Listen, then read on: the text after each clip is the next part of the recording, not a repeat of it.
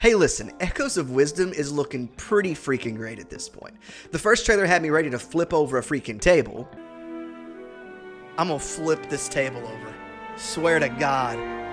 But the second trailer got me even more excited, and now I just can't wait to get my hands on this game. But today I want to talk about a similarity between the last two games and Echoes. And there are several. We can definitely tell that Echoes is pulling from the last two games with all the freedom they're trying to give us with the Echoes, allowing us to fight enemies various ways, solve puzzles various ways. But what I want to talk about today is the fact that this seems to be like a sandbox game.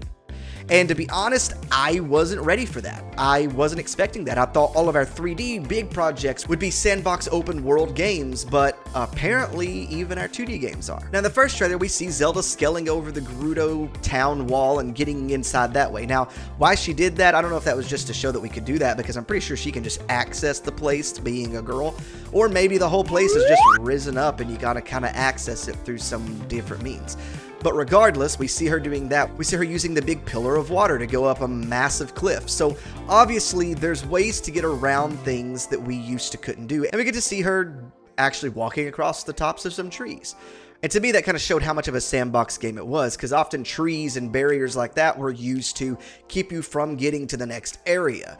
But in this game, she literally can get on top of a tree pretty dang easily, and it looks like just walk across all of them. But now with the recent trailer that we got about 2 weeks ago, and at this point, we see her use the spider to literally just crawl all over everything. Like, I don't know if these spiders are everywhere. Maybe there are limitations to this, so maybe you can't access these spiders anywhere. Maybe you can't just get over any cliff. Maybe you have to have a certain amount of echoes you can make to get up certain cliffs.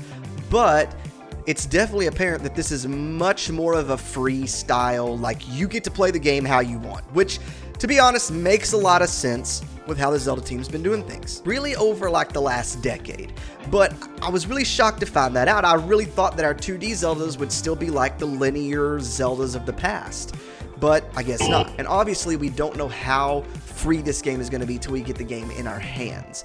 But if it is to the scale of like what Breath of the Wild and Tears of the Kingdom is, you go maybe past a tutorial point and you can literally go anywhere, what does that mean for the series? Well, I think mostly that means we probably won't be getting any kind of linear Zelda for a while. And I think a lot of people might be disappointed about that. I feel like the fan base has been split since Breath of the Wild came out. I think the majority of people are okay with both, but I think there are people that are still really wanting that older stuff. But I think with this game coming out, a 2D Zelda game coming out like this, diverging from that path has made it pretty apparent that this is the way that the Zelda team is going in general. I think we kind of got that vibe when Tears of the Kingdom came out, you know, because the last two games, 10 years of development or more with Breath of the Wild and Tears of the Kingdom, these games have shown that that's what people really enjoy, at least with the Zelda franchise for now. And I think for the foreseeable future, that's where we're going to stay. And honestly, I think for even more icing on the cake, the reason Breath of the Wild was so free is because people couldn't stand how much Skyward Sword was linear. And as much as I love Skyward Sword, and I think it is a very underrated game for a lot of people, it is very linear, and if you don't like that, well, then Breath of the Wild's probably for you. But the Zelda team really doesn't go back on things like that, at least for a while. We kind of got more of a cartoonish thing after Wind Waker, but when Wind Waker initially came out, people could not stand the way it looked, and that's why we got Twilight Princess being the most realistic game right after. But it looks like for now, this is where we're at, getting to solve puzzles in all these various ways, you know, not just one set way to do it, but the player gets to kind of decide, how do I want to solve this puzzle? This is how the game works. This is what the game allows me to do, and how can I solve it? And everybody has like a different way of doing it a lot of the times. But I want to know what you guys think. Do you guys think this world is as open as I do?